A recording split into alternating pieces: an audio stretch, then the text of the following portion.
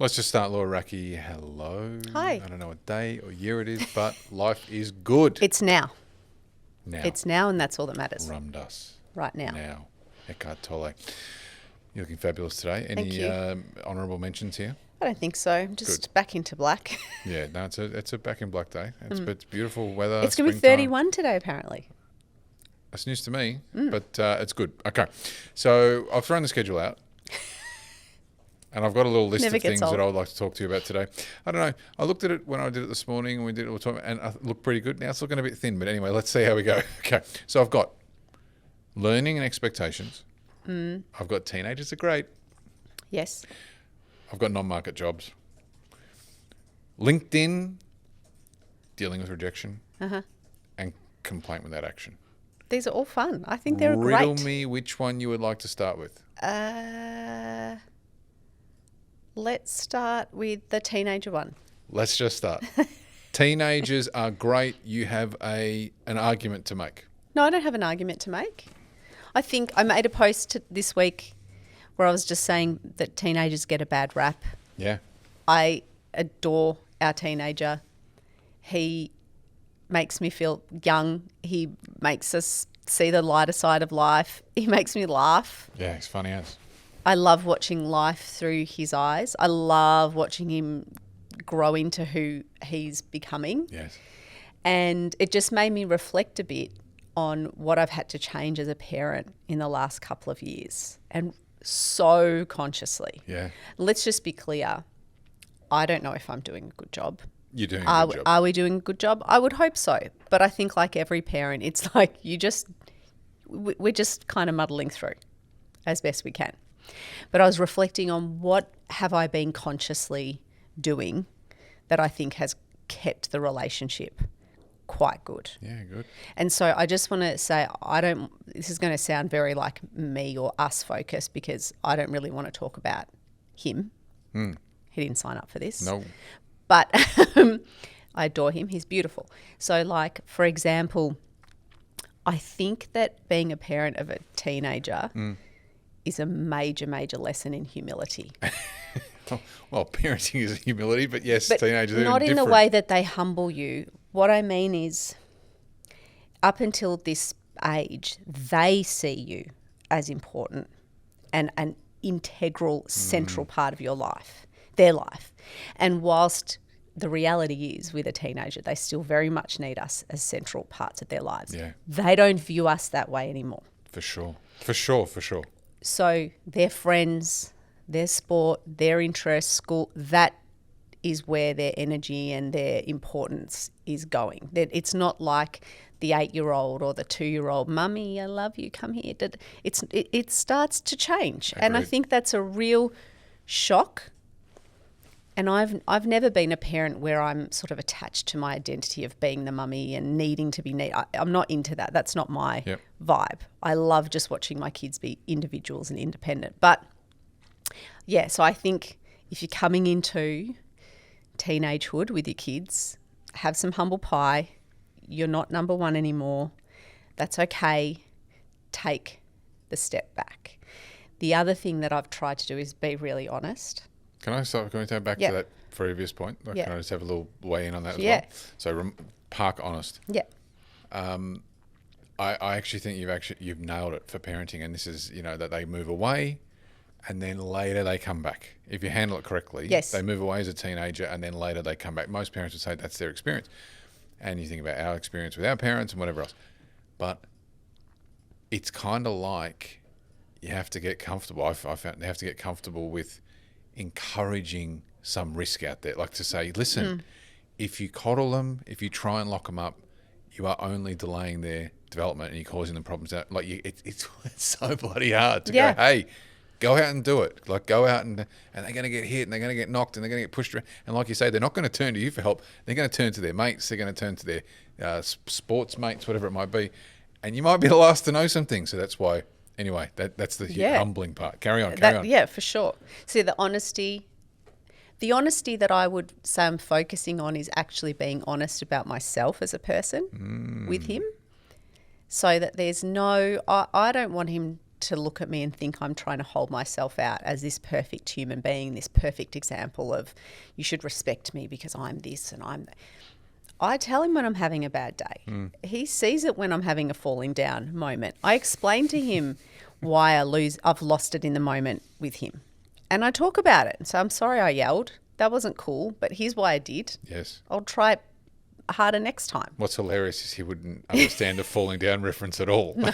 Right? That's it. I was a falling down moment. He'd be like... So I think that's been good too, the humanised, like... You know, when you're younger, you do put your parents on a pedestal and believe that they are perfect when you're little. Yeah. Teens, they start to sort of go, oh, well, who are you? You know, and I think that if you try and maintain this perfect persona to a teen, like you're not going to have that authentic relationship with them because they see right through it. Agreed. So that's another thing I think has been helpful.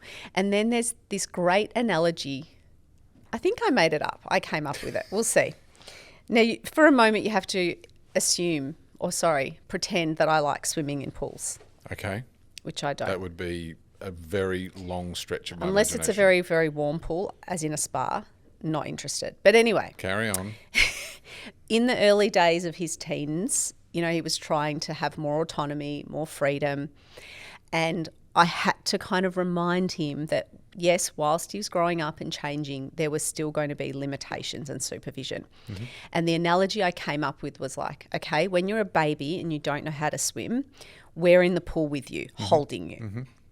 Then you get a little bit older and you can have your floaties and kick between us. But we're still in the pool, we're still holding you. Mm-hmm. Then you start getting older, you develop your skills, still in the pool with you. Yep.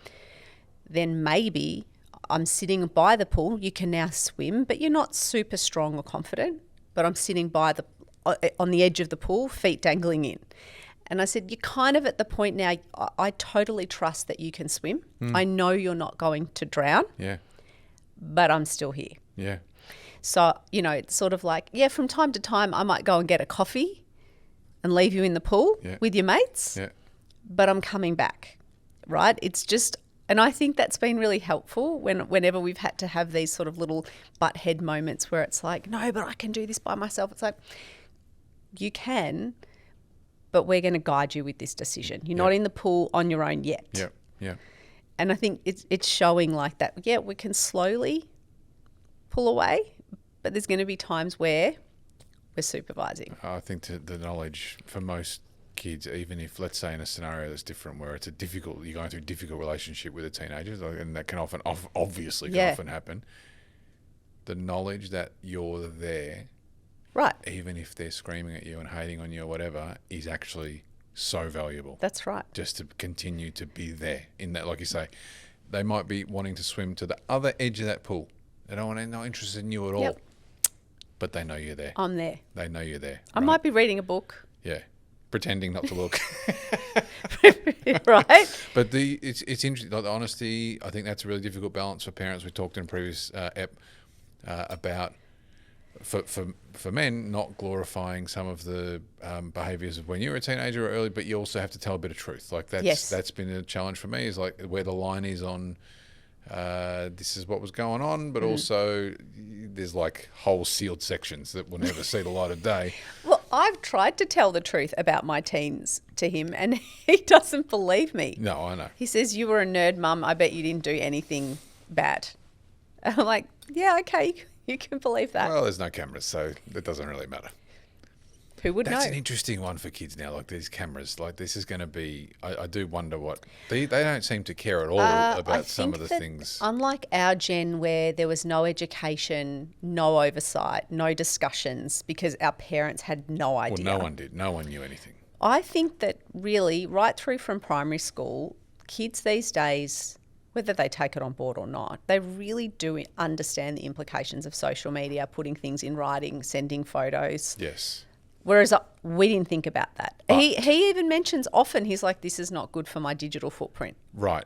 Yes, but they, in closed groups, send each other some pretty funky stuff, right? Now, that is closed groups, and so that's fine. But also, who cares, right? Like but don't you? Good for them. No, exactly right, right? No. That's right. But that's the interesting that it's flipped back that way in a lot of these WhatsApps and that have become more popular because people have gone from wanting to do broad, tell everyone, like the early Facebook, everyone was like, tell everyone, and now it's like smaller groups and private. Being much more open with each other because it's in a private section. But I would warn any teenager, be careful. All you need is one rogue to screenshot something, and that can come back and bite you later on. But no, it's been good. I love this. This has been a good experience. So just to, I think, round it out. Yes. Again, I am not an expert here. I'm just finding my way with a 16-year-old that I think is magnificent. Incredible. And I think it's a mindset shift of looking at him as a developing young person that we want to be autonomous and independent. I don't want him to need us. No. I want him to know we're here, but we want him to be independent. We want him to have his own life. So how do we help him learn to swim those laps in the pool on his own with that gentle oversight and supervision? And again, the other thing that I've really worked on is not being full on with the questions. And I don't know about that. Oh, come on. I think without me, you've been in a lot of trouble on this topic. No, I get it, but I've worked on it. So I've built a lot of discipline around it. And also when the moments come, which they do, random, like you don't know when you're going to get it, where there's like this download and dump truth, of like real information, not just like, this is what I did at school today. I say very little. Your reaction has to be, do you know what's hilarious? I did a video this morning about how you get your teams to be honest with each other. Yeah. And it's the same way you do with teenagers. It's like you have to make it very clear that we value honesty and then create this space where everyone can be honest. And when it comes, it could be your reaction is everything. Yeah. If you let your ego or your fear or insecurity bite before your brain does, they'll scamper back in and maybe they'll never come back with the truth again. Yeah. But if you react correctly 1, 2, 3, 4, 5 times over a year, that might only be like you say, you could embed serious trust in a way that you could never have imagined with your parents, put it that way, right? At the same age. And it creates this safe space. I know if I talk to these guys, they're going to react in a measured way. Yeah.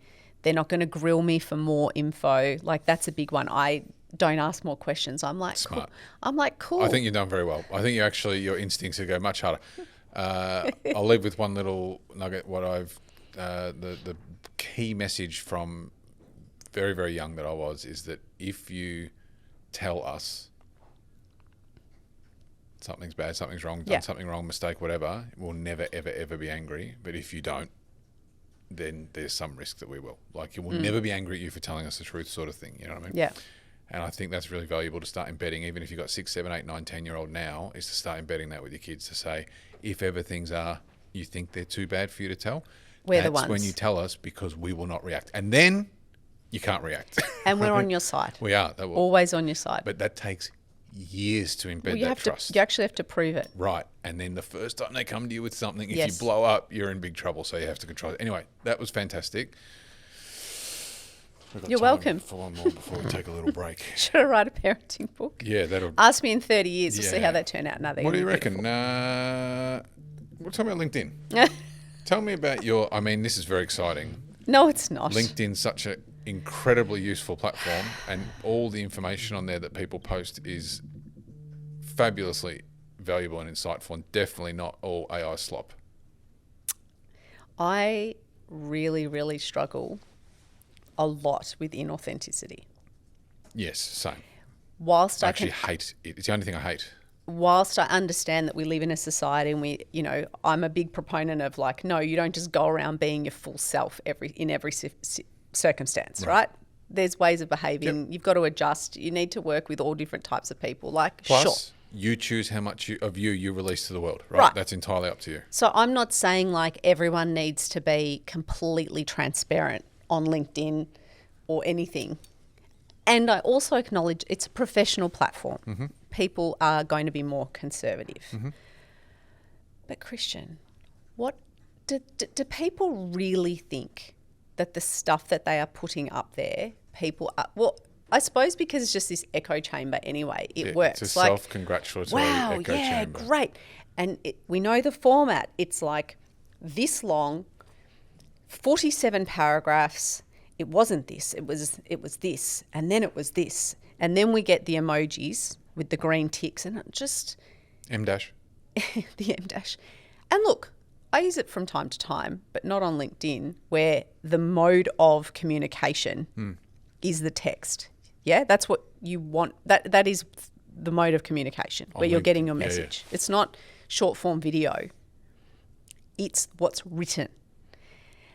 And I just can't believe it. But do people have photos? Like someone will post... I'll tell you what I find funny about LinkedIn. Now, LinkedIn's very valuable to me for search, hunt, identification, acquisition, recruitment, whatever. But there'll be a feed of post after post after post.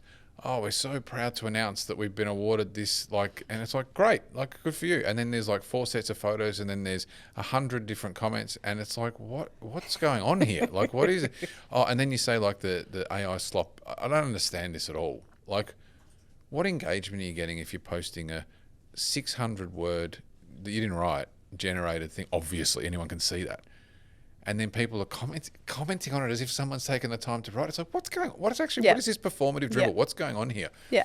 And there's a guy, Tom Goodwin, who, I would say he's, let's just say he's high in openness, but he's also low in agreeableness. And so he's on a very smart guy. Anyway, he constantly writes how much he hates the performative drivel of this thing, right? And he's like a number 1, 2, 3 guy on LinkedIn. He's a globally known marketing guy. And he will write, and he's like, what is all this? What is actually going on here? Yeah. So I don't understand it. You watch these self-congratulations. Oh, congratulations to this person for winning this. This reminds me of when I won this award 7 years ago. Those ones are the worst. What are you talking about? So what I've decided, I think today's day 3. Yeah. I don't know what my end game is here. I think it's just me being irreverent and cheeky and just getting a kick out of thinly veiled Tell digs. us what you're doing. Tell us what you're doing. I get bored sometimes, Christian. I have to be mischievous, You need right? novelty, yes. This is novelty. So I am posting once a day on LinkedIn in my own words. And I'm just seeing what happens. Would you say that you are writing serious posts, cheeky posts, truthiness? What are we talking? If you knew me and you know the subtext, I think from time to time I will be taking the P155. Because... some people when they're in a really serious situation, you want to laugh. Yes. That sometimes I feel like that, and whenever I go on LinkedIn, that's how I feel. I want to just be like, guys, just lighten up. So today, for example, I was I wrote something along the lines of let's not take ourselves too seriously. We're sitting at little desks in front of a screen, moving words and numbers around. Hello. But I think did you also? My memory is of this phenomenal post that you wrote on LinkedIn, really, globally. Probably get 60 impressions. It's just for my amusement, really. Is that you can actually have bloody pride in your work and still realise that everything we're doing is a joke. I can. I said that. I said, yeah. You can have pride in your work. You can value exceptional outcomes for your client, or whatever I said. I'm not saying that you should just make everything a joke, but the way that LinkedIn, the way people talk about, especially in professional services, what do you think you're doing? You're not saving lives. You don't see none of us are. You don't see except for the ones that are. A bloody nurse or a brain surgeon going on LinkedIn, and they're doing real things. Right? What are all the people on LinkedIn doing? Deals, contracts, sales. Come on, guys, chill out. And good stuff. But it's all just calm down. Relax. A little bit. So LinkedIn to me, the sad thing for me is LinkedIn. The opportunity for something. LinkedIn's awful, but the opportunity is there for it to be something magnificent. You could actually learn things. If people could just be themselves, 5% more. But the incentive set to me is now too baked in, and it would take something dramatic to change for that to happen because. You just get savaged if you outside the lines, and particularly some of these corporates or government, you just can't. Look, like I said, I get that it's a professional platform. I get that a lot of people are in employment, And so, they're putting... safety they're attached to their employer's brand. And so they absolutely. I don't think that excuses the AI drivel. And I don't think that excuses, I think, a lack of humanity. I don't know. It's just... That's a bit strong. It's just lack of humanity. I just feel like it's so vapid and I don't know. The question is, what purpose is it serving? And I think it's a very good recruitment tool, networking, connection. Like, you can actually get to people at very senior levels that you couldn't get to another way, let's say, number one. Number two, it is useful within industry to see industry events, photos. That's cool. That's actually really cool. I'm not being Project dismissive. updates, that sort of thing. To me, the thing that bothers me the most is the performative drivel. And it's like, okay, there are some, actually nearly everyone, there are some super smart people on there. Like, you are smart. Yes. If you want to write on LinkedIn, share something. Don't go onto the AI and produce techno slop. Go and spend 15 minutes writing something, right? Literally, and look, maybe it'll be obvious because it was one paragraph, but I posted today when I was walking home from Pilates between one road on the footpath to the next road before I had to cross. Bang, bang, bang. Share your knowledge. Share your knowledge. And I would say, I'm just thinking of good examples. We have seen, let's say, lawyers who will post about a specific area of law. Oh, God, I love Now, I know you're a lawyer, but let's say I'm a layman, in inverted commas. I'm fascinated. Case A versus B. This was the outcome because this one didn't put the liquidation by the... Now, a lot of people will be like, snooze. Fine, but there's niche for everybody. Like, you've got a little niche that you're good at. I know you're excited about this, but let me finish my sentence. Like, if you've got a niche that you have capability in, it takes you 15 minutes to write something. You could do it every day or every week or every month or whenever you want. And it's worthwhile. Like, you're contributing something to the market. That's what it is. There's no value. There's no value in the AI crap. That's what it is. It is. I'm not getting anything out of it. You're just pumping... It's derivative crap to get engagement. And like you said, so many of these people have had long careers. They have seen things. They have value to give. Yeah. And yet, anyway, I think we have flogged this dead horse. I think that we haven't even started. Because I'm going to finish quickly here. What makes me quite sad is that there's an opportunity. Is that there's, what bigger platform is there in the world where it is clean and you're not, some of these other ones are cesspools. Yes. Right? LinkedIn is a different kind of... That's true. Probably from a decorum perspective too. People conduct because of their professional aspect. Good rules are baked in. They behave well. They Good behaviour is baked in to a degree, right? Yes. So to me, there's an opportunity to say, this thing could be. What could this... So I saw, I think we've got a couple of minutes for a break. I saw a couple of years ago, someone very serious in the US saying, if anyone has an idea to compete with LinkedIn, because everyone hates it. Everyone has an idea to compete with LinkedIn. I'm in. It's in big money, right? But I haven't seen anything come along that's been able to break it. But us as users could make it what it could be. But the incentive set's not there. So my point being is that if you want to be a renegade, there is opportunity to build value out of it by starting to safely, comfortably, not taking risk, write some stuff that's actually valuable. Say something real. Yes. Say something real in your experience set. Do it for 30 days, and let's see if we can turn the wheel on this thing, because there's good stuff there, but it is... Are we starting a LinkedIn revolution with my walking while texting posts? Probably not. Probably not. No, I don't think so. Probably not, because it'll get 60 impressions. The only reason I'm doing it is because sometimes I get bored and it tickles me to be doing it. It's novelty. It's just fun. Yeah. And also, I do think maybe the little tidbits I'm putting in out there have value, and I'm excited to see the conversations that kick up out of it. I'm not... If it turns just one person. No, but... It's worth it. I don't want to add to the slop. Yeah. The things I've posted in the last 3 days, I really mean. You posted for 3 days. I thought it was just one. Anyway, I must go back and look at all your posts. That's excellent. Because, who's your biggest fan? How are you not on top of what's... You should have read every post. I should definitely have. Okay, we're going to take a break now. Okay. And we're back, I think. What's next? We've got non-market jobs. We've got dealing with rejection, which I really want to do. We've got complaint without action. No, you wanted to do learning and expectations for juniors. Do you want to do your market jobs quickly? Okay.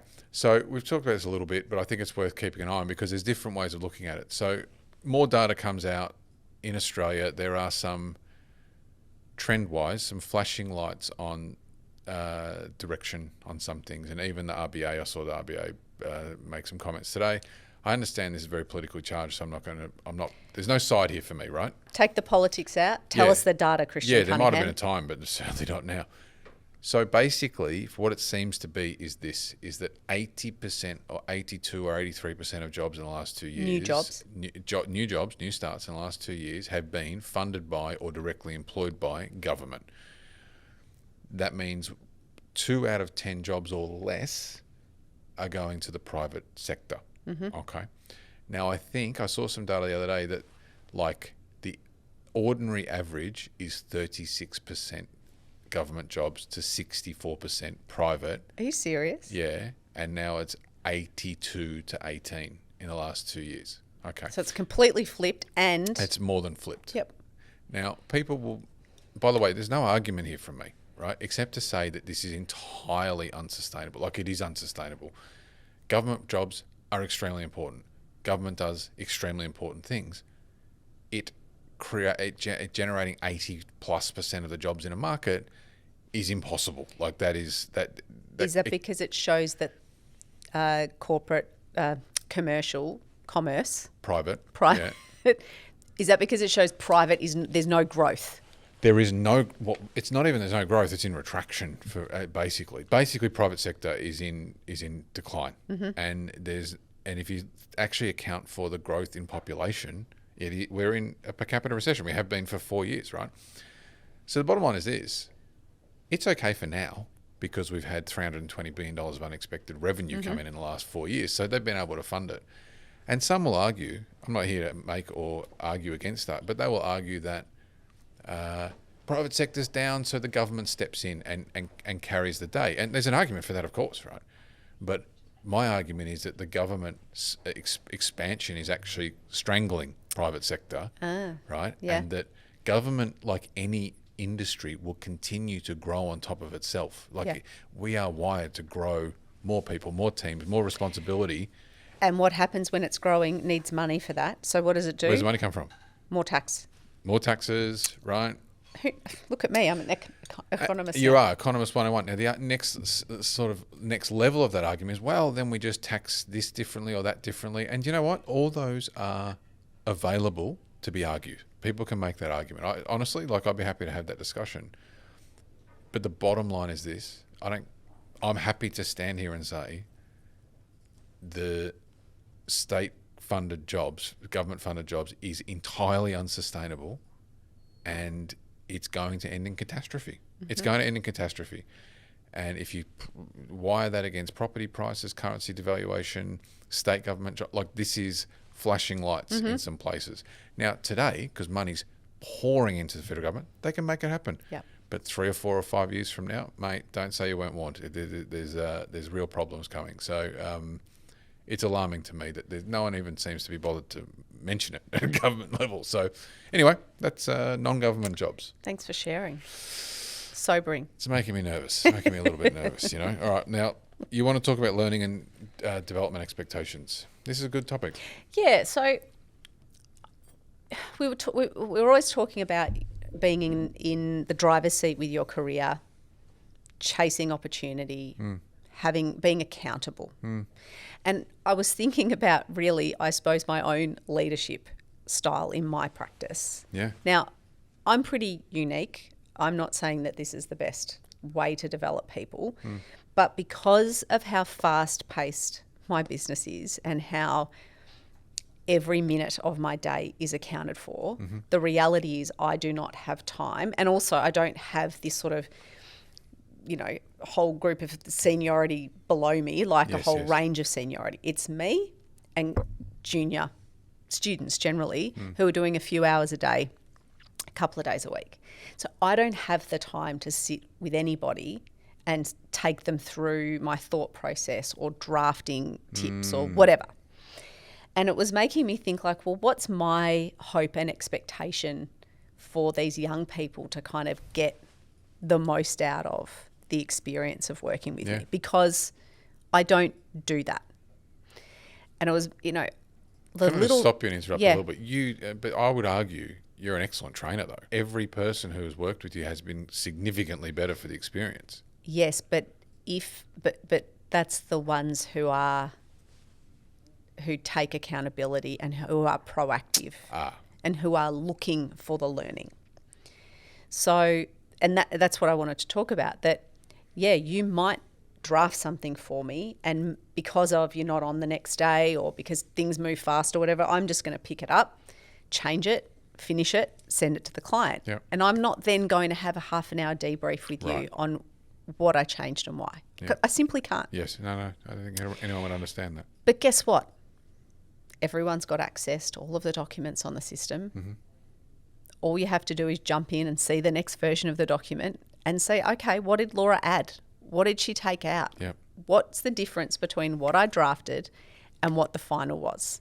There you go. Got it. Lesson learned. Got it. And if you spend the time to go and have a look at that, ask me a specific question. Hey, I noticed you did this. I'm like 90% of it might make sense. 10% you might be like, I thought this was a really good thing to include. Why did you take it out? Let's have that conversation. So anyway, let's bring it back to, we were going to have a conversation, especially for young people, about how do you take your own learning and development into your own hands, whether it's in a business where there's not a lot of hand-holding or proactive development, or you just want to learn fast. So that's one piece of advice I would say is, if you are involved in early stages drafting, or, and this is in any industry, or providing research for a particular project, you're going to have access to the folder and the file. Lots of stuff, Go and have a look. Go and see what the senior people are working on in there. I used to do it all the time when I was in law firms. I would always go and sneak in and see sounds about right. If I did research, so I'm a junior lawyer, if I did research for a senior associate, where they're like, Laura, go and find case law on this section of da-da.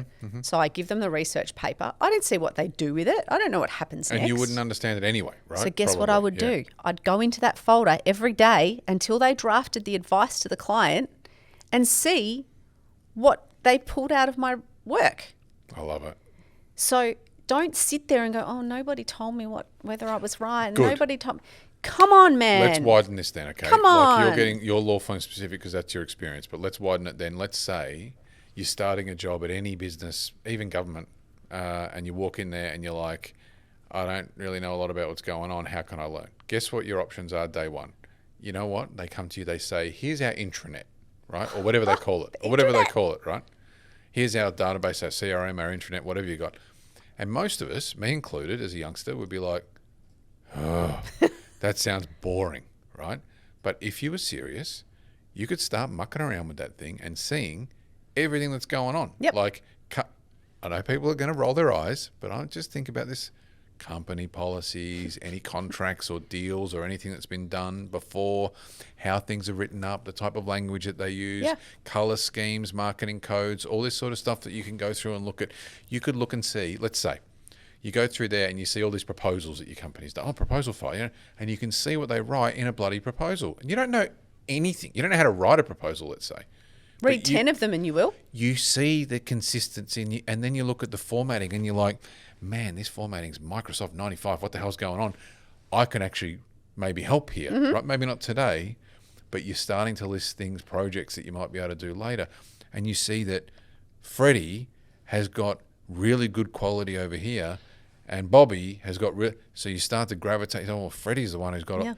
And you can learn heaps. Yes. Without having to anyone sitting on you and baby bird feeding you the food. The other thing is to just, if you don't know where to start, is it's not a big deal to go and ask a senior person, hey, I want to see a project that we've done from start to finish and look through the folder. Yeah. Can you let me know which project would be a good example for me to look at? Yeah. Then in your lunch break, I'm telling you to work in your lunch break, suck it up. Go and get your salad, sit at your desk and work through that folder. Yeah. Go from chronological order, look at the drafts, look at the redrafts, look at what the client sent through, the plans, whatever it is. Yeah. see the progression from start to finish, what your company delivered, what the inputs were, all of it.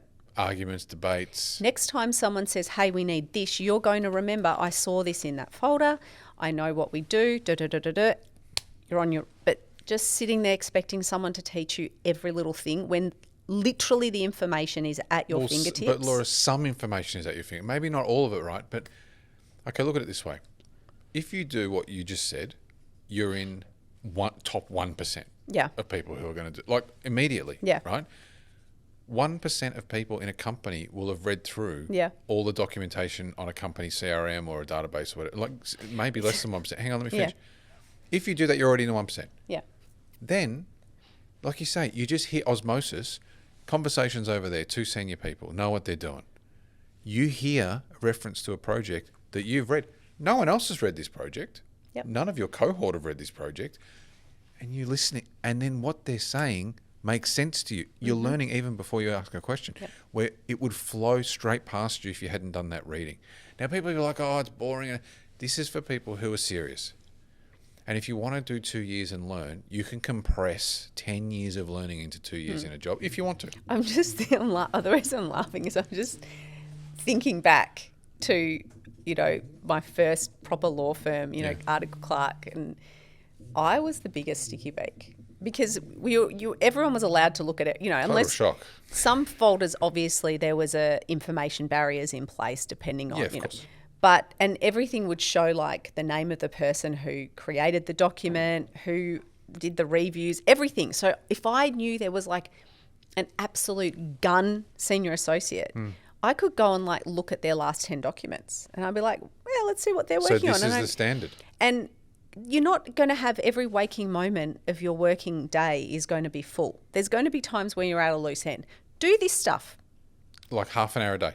Go and learn it. Yes. Stop sitting there saying, why isn't anybody teaching me Nobody taught me anything. Come on, guys. So, again, just to make it easy, like to connect A to B to get started with this thing, because this is a big change in behaviour. Yes. I would say you can do one of 2 things. Yes. You can, every morning, just go and look at something new, right? Just pick a different random thing every day. Oh, I'm going to go over here for product, or I'm going to go and talk to, or I'm going to go and sit and listen or whatever, read.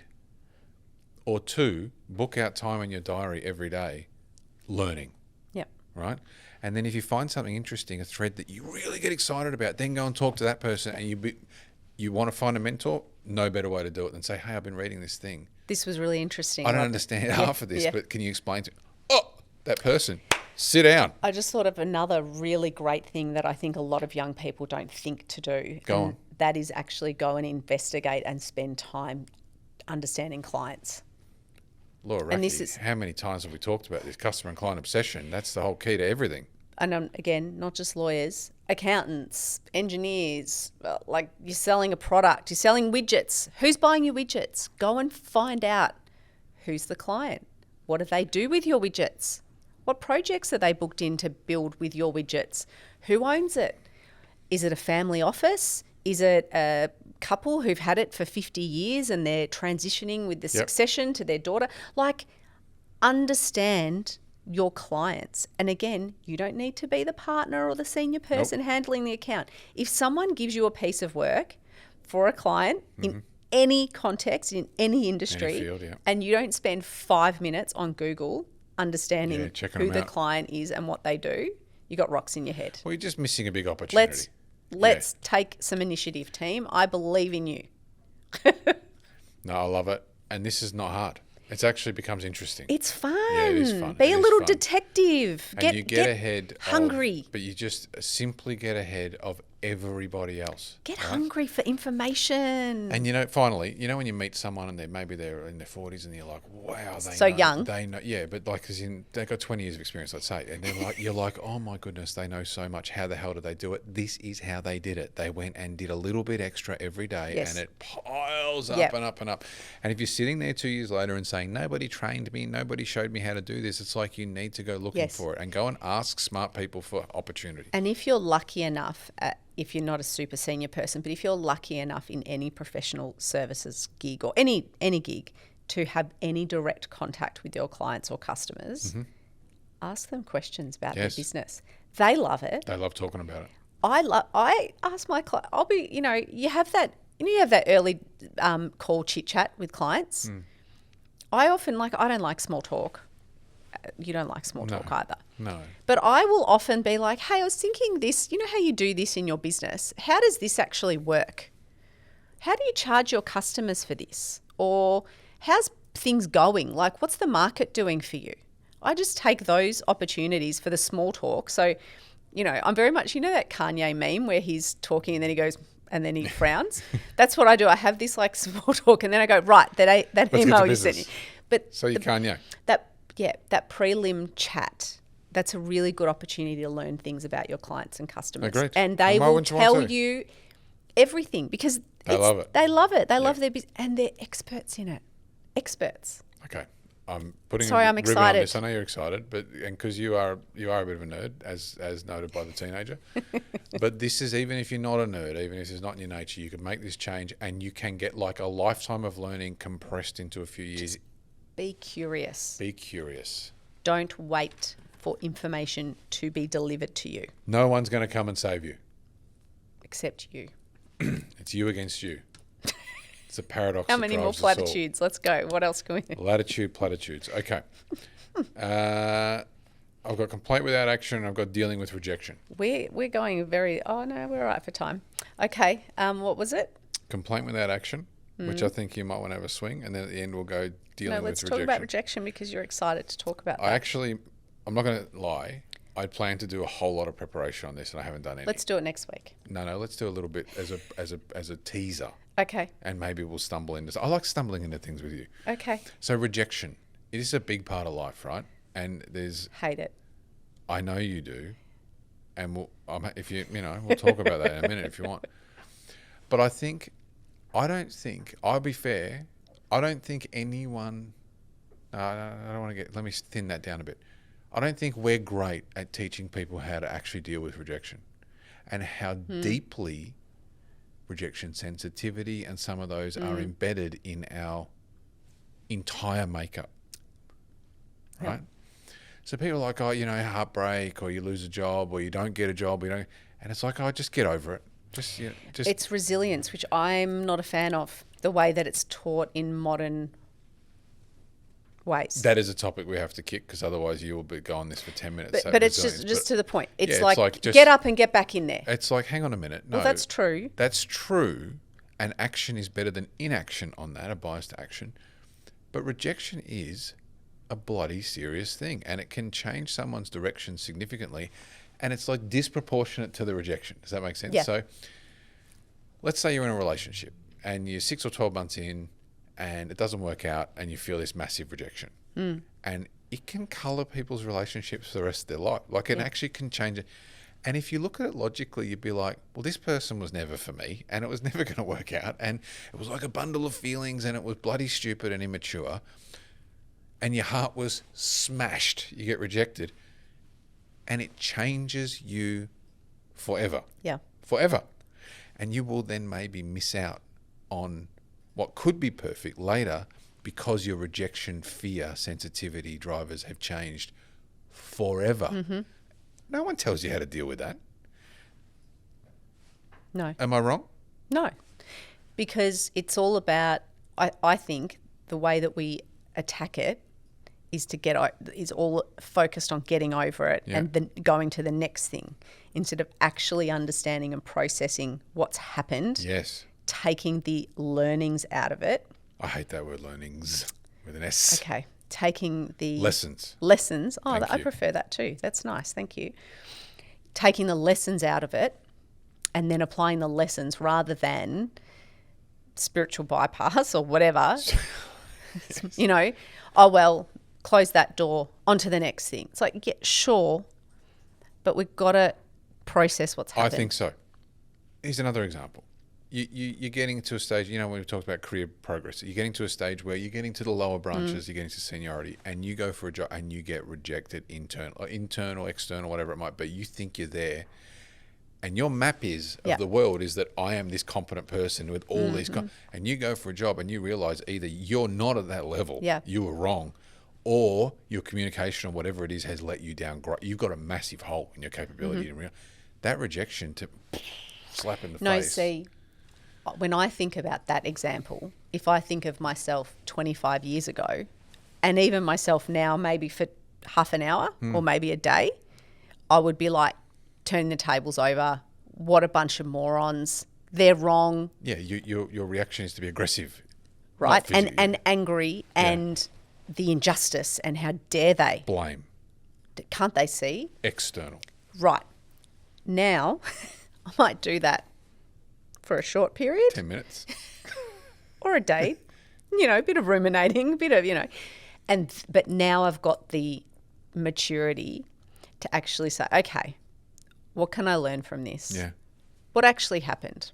And it could be external blame. It could be that they were morons, or they had a bias to a male counterpart without kids. Or it was an inside job. Sure. Or it was whatever.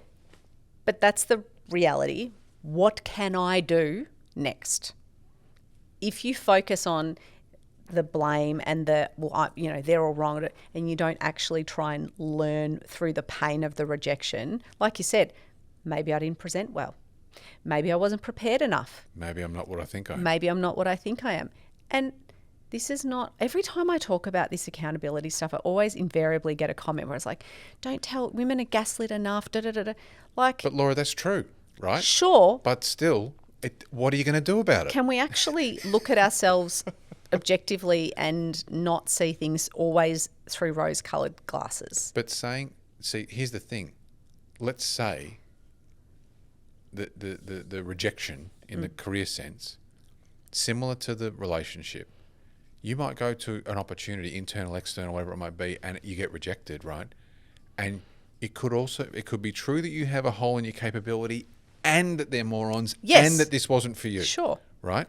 So, and then you're like, why didn't they approve of me? In a way, that's what, in the end, what it comes down to, when you get into this feeling set of, why didn't they approve of me? And guess what? If you go around chasing the approval of these types of people, you're never going to be happy. So, yes, they rejected you. Maybe it was an inside lane. Maybe it was that they had a mate on, like you say. Maybe it was because of a gender thing. They're not the people you wanted to work with then. Yeah. Okay? But then you say, was I bringing my best? Was I prepared, or did I just do a little bit? Do I need another year of this sort of work? Where are my gaps? Right? And similar to the heartbreak, you come out of a relationship, you go, maybe it was just the wrong bloody person. And of course, look around, right? What are the odds? The odds of you finding the person are nearly zero, of finding the perfect person. You might find someone and they look like it, but then they're not, right?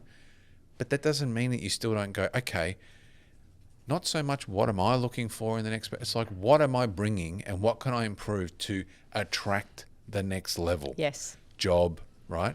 And you get rejected instead of crawling down in the hole, settling for even less, right? Opting out, sitting on the bench, grab the lesson and say, do you know what? That dickhead rejected, blah, blah, blah, right? Fine. But the reality, the cold reality is I'm not at the level I want to be. This is political rage bait, not political, but rage bait. I reserve the right to edit it out. And I think we should wind up this, and like you said, we'll go into it in more depth next time. But a great example of this is with young men who are being rejected consistently by women, whether it's on the platform before they meet or in that first meeting. Yeah. And all they've got to say is how horrible women are and how they only want an alpha man. And then I see content time and time again of these women who are like, I just went on my first date, I had high hopes, he didn't ask me one question about myself. Yep. Or when I said that I like Taylor Swift, he scoffed. Or, like, at what point are the men who are saying, why I'm getting rejected, something's wrong with all of them. Yeah. Hey, did you bring your A game to the date? Were you considerate? Were you interested? Yeah. Right? Yeah. So I think you should talk about that one day, because I would love young men to start thinking about things from another perspective. Well, the only perspective is this. I know we've got to wind up. The only perspective is this, and this is universal across this whole subject of rejection, is this. I went up to the game. I got rejected. Because either and or this was wrong for me, right? Yep. I didn't prepare well enough, or I'm not at the level I thought I was. I'm at the wrong level, right? All of those are very confronting. The least confronting is this wasn't for me, because guess what? If you think about the odds of everything in the world being for you, of course not. Your tribe is here, and then there's everything else, right? You can make things work, but reality is it's a small, you got to go looking for it. But the cold fish in the face saying either I'm not at the level I thought I was, or I am not prepared to the level I need to be, they're hard things to deal with, right? And you're talking about the young guys who feel, they want so much. It's like, okay, can I lift my rating? Can I get better at this before I go into the market? That's a serious question to ask yourself. And if you're asking me how to deal with rejection, that's how you do it. It's like, I know I'm not perfect. No one's perfect.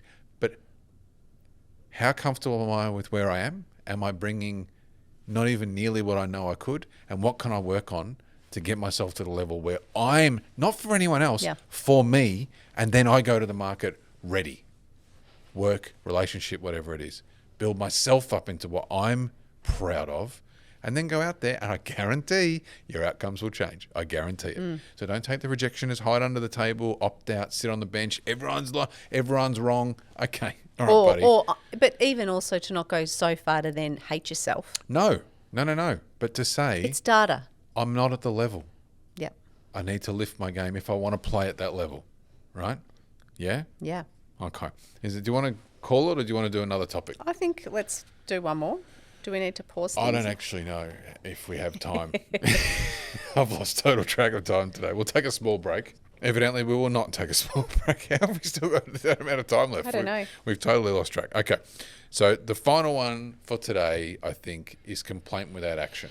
Now, I feel like that's an oversimplification of the point you were making, and I really want to coach you. Coach me? To not be angry about this topic. No, I'm not angry. Let's just make it clear, this is a very personal position that I have. Yes? So if this is you, don't take it personally. This is just how I view people and the world. Is that fair? I reserve my response. If you are not... If you in your day-to-day life are not kind to your fellow human beings, if you wouldn't help your neighbour cross the road, your little old lady neighbour, or help someone who's dropped something, or return a wallet with money, whatever. I know they're just examples. If you are not using some spare time or spare money to help somebody less fortunate than you, in whatever that looks like, or your community, I have zero interest in your social media performative virtue signalling. I do not want to hear it. No interest. Again, this is very personal view. It is the easiest thing in the world to say things on social media or in person to have a very strong view about some injustice. Any topic, whatever. Usually whataboutism, deriding somebody because they don't share the same political views as you. If you are not doing something in some form in your life as somebody else, and it could be a family member who's unwell or like it doesn't have to be... Charity begins at home. Charitable, detached from you. It doesn't... If you're not doing any of those things, you can stick your... Performative concerns where the sun don't... I don't want to know about it. That's my view. Just so you're not Mic drop. I'm also not interested in what you have to say, right? Yep. There's a very simple filter. And by the way, I'm a huge fan of charity begins at home. It's like, I'm really glad that you mentioned like helping a family member or something like if you're not doing something actual outside of yourself to help the society, family or otherwise, closer to home the better, by the way, then chip off. Chip off. You're not solving anything. By the way, I'm not saying you're a bad person. No. But I don't have an expectation of you. Don't do whatever you want. Jump up and down on social media or in conversations at the pub about these crusades, these beliefs that you have, if you are not doing something for somebody else. Let's flip it. Because it's just full of shit. Well, now let's flip it and say, if you are feeling, so that's the narrow percentage over here that are like, carrying on the loudest and doing the least. But let's flip it then to the majority of people who are maybe overwhelmed by it is overwhelming. The list of issues in the world, like which there are thousands, right? And they don't know where to start. And this was, let's be honest, this was us, right? Like 5, 6, 7 years ago. And it only so happened that 10 years ago, whatever, it was only so lucky that we found the charity that we did and connected with it immediately. And just that was it. Like we had a channel where there was real outcome. What is your advice to someone who is a bit overwhelmed by it all? Let's just simmer it down a bit. Who is overwhelmed by it all and unsure where to start to balance it with real outcome? I think you need to look within and also from a practical perspective at who you are and what you have to offer. What you can do, yeah. Because everybody has varying degrees of capacity. People time, are busy, skills, money, everything, right? And the season of your kids, life. Yeah, that's right. Like cost of living. So I'm not sitting here saying you should be giving 10% of your wage or any of that absolute rot. Yes. But for example, I mean, I'm on all the local Facebook groups. There are food pantries where people regularly say, oh, look, I was gifted this, I don't know, box of chocolates and I don't eat them. I'm going to drop it in the pantry. And it's there available for people in the community who are having trouble and can't afford to buy food. Good, great. Or this is about to expire. I'm about to go away. I'm going to drop off all that. Like that is such a micro thing that rehoming furniture and whatnot. Again, there's so much in your local community that could be a very, very minor time commitment. Very minor. Then, of course, there's contributing regular donations of money if you've got it available to you, or time, volunteering, go and coach a basketball, your kids' basketball team. Like it doesn't have to be this world-changing thing.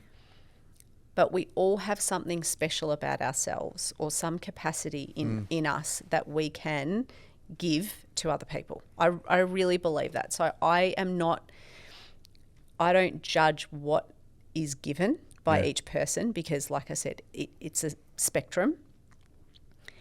But if you're going to jump up and down and say you care about something and you're not directly doing anything about that something except talking about it a shitload, or in your day-to-day life, you are not in some way giving.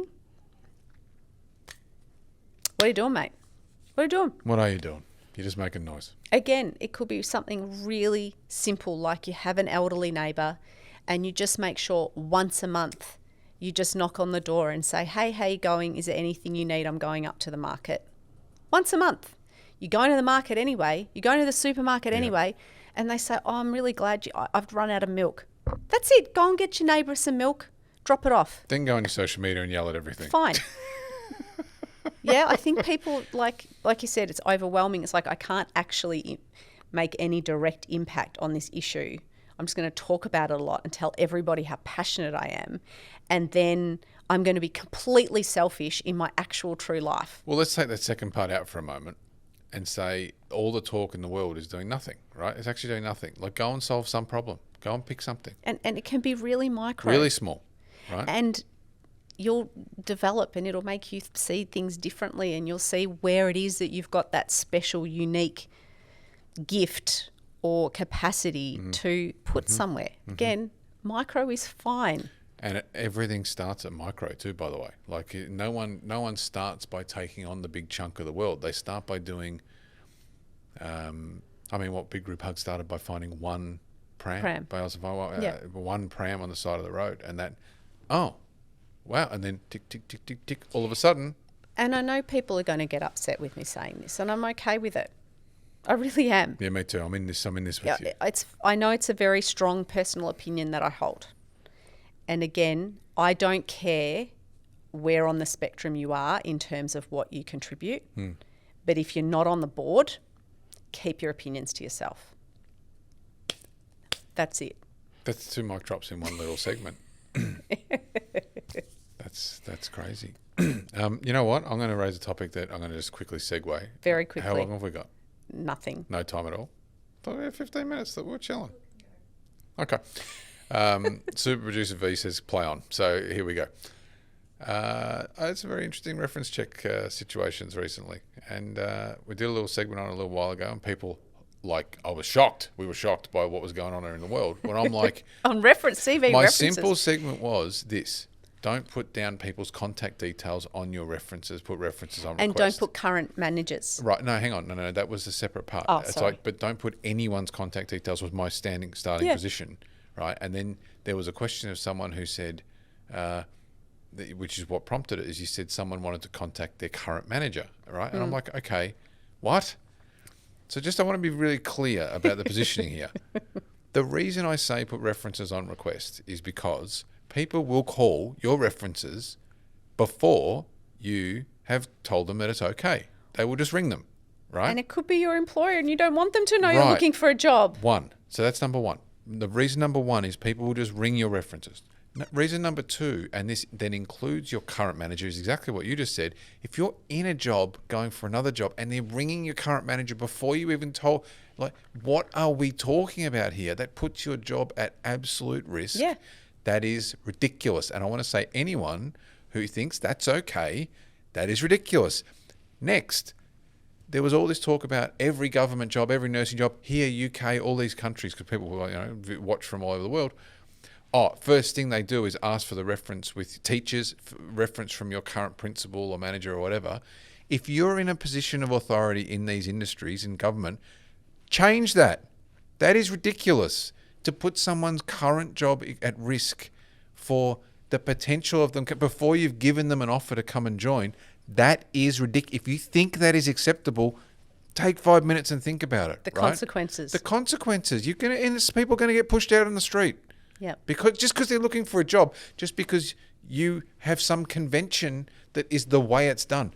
If anyone is watching this senior level, change the bloody policy. And finally, since it's ranty afternoon, is it afternoon even? What day is it? There are a few senior people, although I'd say they're very middling, who are like, if I saw references on request, I would put your CV straight in the shredder, right? And I'm like, thank God, because I don't want to be working with you, buddy. Anyone who behaves like people put references on request for a reason. They don't want people, cowboys, ringing up their references. They're not trying to be obtuse. You ask them for the reference when it's appropriate. They'll give them to you, and you do them, right? Yeah. That's the order of things as they need to be, okay? Any other crap that we're just talking, I cannot believe it. First of all, I was stunned, a bit blindsided by, because we don't do a lot of public sector stuff, that this was the convention. Yeah. If you're senior in public sector, please fix this bloody policy. Look, I get the reasoning of it being required at post offer stage. Yes. Like before we lock in, we want to make sure you haven't done something really abhorrent at your last job. Sure, especially when we're talking about kids, we're talking about health, fine. 100%. But not as part of... And someone childcare teaching, I get it, not totally. before you've had your 2 rounds of interviews and you like, it should be, we're making you an offer. As long as nothing pending shocking references comes out of your references, you're in. Great. I know my reference will be good. I'm going to go and talk to my manager and let them know.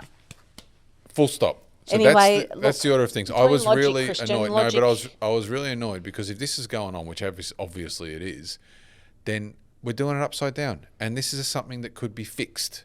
Like there's people who will see this who will then go and fix it. So please, if you're in a position to fix this mess, fix it. Think it through.